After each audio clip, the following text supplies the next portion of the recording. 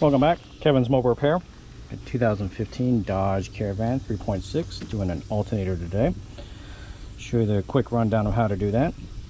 First, always disconnect your battery. Second, take out the radiator fan.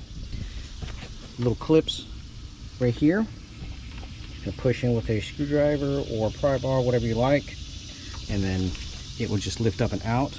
Also, make sure you disconnect your connector for fan itself.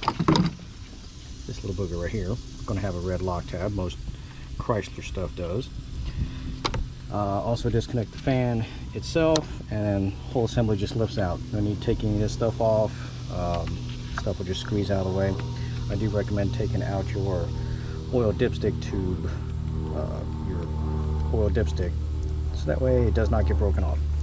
You gain access to two 13mm. These are nuts, but the whole studs came out, so it didn't really matter. 2 13s, this comes out. 13 or 12 right here. A connector here, same thing, another lock tab underneath the car. Take the wheel off. Take this little splash shield down. I have it tucked up out of the way. 13mm right there. Now this has a E8 inverted Torx bolt.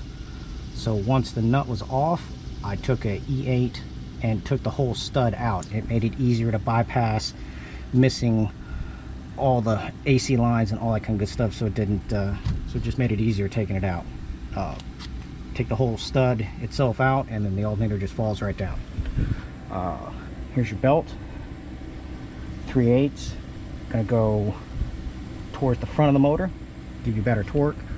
I took it off just from the water pump side and then undid it from the alternator and moved it out of the way.